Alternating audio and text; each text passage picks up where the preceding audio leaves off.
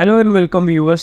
जैसा कि आप सभी जानते हैं कि हम इस चैनल पर इंटीरियर डिजाइनिंग से रिलेटेड वीडियोस लाते रहते हैं और इंटीरियर डिजाइनिंग से रिलेटेड हमने हर एक टॉपिक पर ऑलमोस्ट बात की है इस चैनल पर। लेकिन फिर भी ऐसे हमारे बहुत सारे व्यूअर्स हैं या फिर स्टूडेंट्स हैं जो इंटीरियर डिजाइनिंग करना चाहते हैं लेकिन कंफ्यूज हैं कि वो लोग इंटीरियर डिजाइनिंग किस तरीके से कर सकते हैं, इसमें क्या डिग्री होती है, क्या डिप्लोमा होता है, इसके अंदर कितना स्कोप है और इंटीरियर डिजाइनिंग करने के बाद आप अपने लिए किस तरीके की जॉब अपॉर्चुनिटीज देख सकते हैं, एक इंटीरियर डिजाइनर को क्या पे होता है। हमने आपके बहुत सारे कमेंट्स देखे और उन सभी कमेंट्स में से हमने इन सभी क्वेश्चंस को निकाला है। आज का वीडियो एक Q&A की तरह होने वाला है जिसमें आपके लगभग सारे ही डाउट्स क्लियर हो जाएंगे इंटीरियर डिजाइनिंग से रिलेटेड। तो जो भी मेरे दोस्त इंटीरियर डिजाइनिंग करना चाहते हैं, सीखना चाहते हैं, वो इस वीडियो को लास्ट तक देखिए। और मेरा नाम है लोकेश बिधूरी और आप देख रहे हैं मेरा चैनल डिजाइनिंग नॉलेज।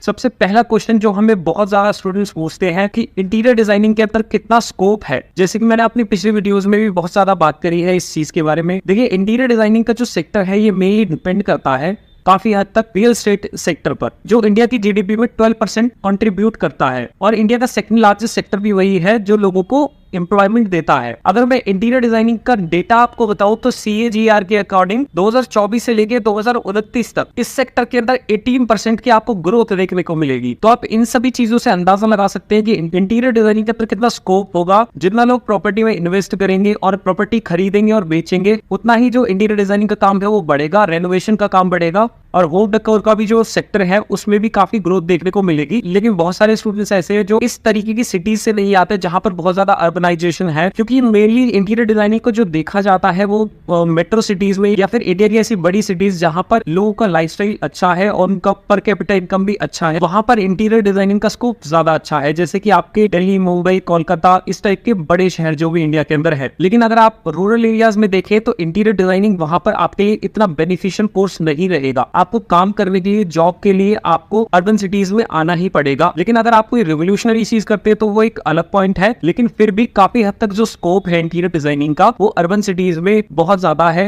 लेकिन रूरल एरियाज के लिए ये नहीं है। लेकिन अगर आप ऐसी कोई सर्विस देते हैं जो कि ऑनलाइन है तो उसको तो आप कंट्री के किसी भी एरिया में से भी दे सकते हैं और अपने ऐसे बहुत सारे क्लाइंट्स बना सकते हैं जो आपसे आपकी सर्विसेज ऑनलाइन भी ले सके। उन चीजों के लिए कोई बाउंड्रीज नहीं है, आप उन चीजों पर किसी भी तरीके से काम कर सकते हैं। नेक्स्ट क्वेश्चन जो कि सबसे ज्यादा स्टूडेंट्स पूछते हैं कि हम इंटीरियर डिजाइनिंग पढ़ने के बाद, इसमें डिग्री या डिप्लोमा करने के बाद किन किन फील्ड में जा सकते हैं। ज्यादातर स्टूडेंट्स को सिर्फ ये लगता है कि इंटीरियर डिजाइनिंग का मतलब हम सिर्फ आप घर डिजाइन करते हैं या फिर कोई भी स्पेस डिजाइन करते हैं, इस तरीके से ज्यादा समझा जाता है इंटीरियर डिजाइनिंग को। लेकिन अगर आपने इंटीरियर डिजाइनिंग प्रोफेशनली पढ़ा है तो आप एक एग्जीबिशन डिजाइनर, लाइटनिंग डिजाइनर, आप फ्रीलांसिंग कर सकते हैं, आप प्रोडक्ट डिजाइनिंग के अंदर जा सकते हैं, आप एकेडमिक्स में जा सकते हैं, आप सेट डिजाइनर बन सकते हैं, आप डिजाइन इंजीनियर बन सकते हैं। उसके अलावा आप किचन डिजाइन में अपना स्पेशलाइजेशन कर सकते हैं और इससे भी ज्यादा फील्ड है। आप इंटीरियर डिजाइनिंग अगर आप पढ़ेंगे तो उसके बाद जिनके रास्ते आपके लिए खुल जाते हैं। इंटीरियर डिजाइनिंग के स्टूडेंट्स जब भी पास आउट होकर निकलते हैं तो वो ज्यादातर जॉब करते हैं एक आर्किटेक्चर ऑफिस में या फिर किसी सिविल इंजीनियरिंग की कंपनी में भी वो उनकी जॉब्स बहुत ज्यादा लगती है। इवेंट डिजाइनिंग में भी बहुत ज्यादा डिजाइनर्स काम करते हैं। इनफैक्ट कई सेट डिजाइनर्स और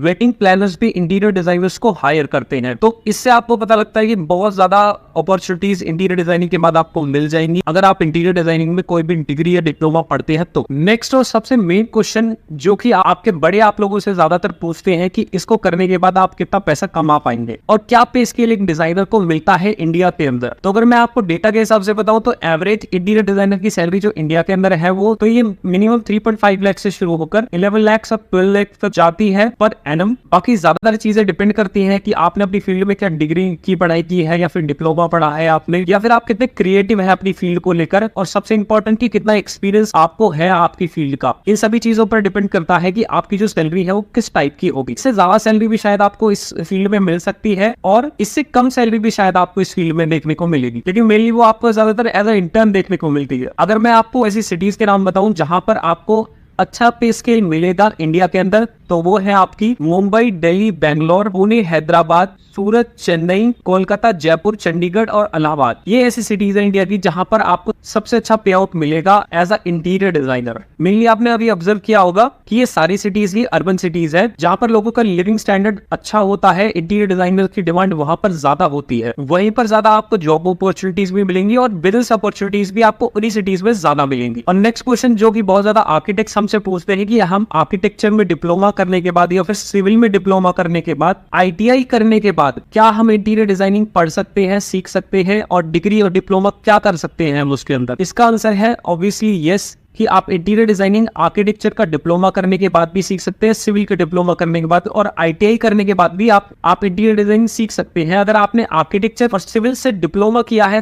3 साल का किसी पॉलिटेक्निक कॉलेज से, तो आप इंटीरियर डिजाइनिंग की डिग्री में एडमिशन ले सकते हैं। लेकिन अगर आपने ITI की है DMC ट्रेड से, तो आप इंटीरियर डिजाइनिंग के डिप्लोमा में एडमिशन ले सकते हैं, ना कि डिग्री में। और आर्किटेक्चर और सिविल के डिप्लोमा के बाद आपको डिग्री के अंदर 1 ईयर की लेटर एंट्री भी मिल जाती है। तो ये थे कुछ सवाल जो आप लोगों के आज अभी क्लियर किए हैं इंटीरियर डिजाइनिंग से रिलेटेड। और फिर भी अगर आपको ऐसा कोई भी डाउट बचता है जो कि आपको इंटीरियर डिजाइनिंग करने से रोक रहा है, तो उस सवाल को आप कमेंट में पूछ सकते हैं और इंटीरियर डिजाइनिंग की फ्री काउंसलिंग के लिए आप दिए गए नंबर पर कॉन्टेक्ट कर सकते हैं। अगर आप इंटीरियर डिजाइनिंग के प्रोफेशन में दिलचस्पी रखते हैं तो, या फिर आप एक स्टूडेंट हैं इंटीरियर डिजाइनिंग की, या फिर आप इंटीरियर डिजाइनिंग प्रैक्टिस कर रहे हैं, तो भी आप हमें फॉलो कर सकते हैं हमारे इंस्टाग्राम पर। वहां पर हम ऐसी नॉलेजेबल वीडियोस लाते रहते हैं और इंटीरियर डिजाइनिंग से रिलेटेड हम अपने इंस्टा पेज पर भी बात करते हैं। इंस्टा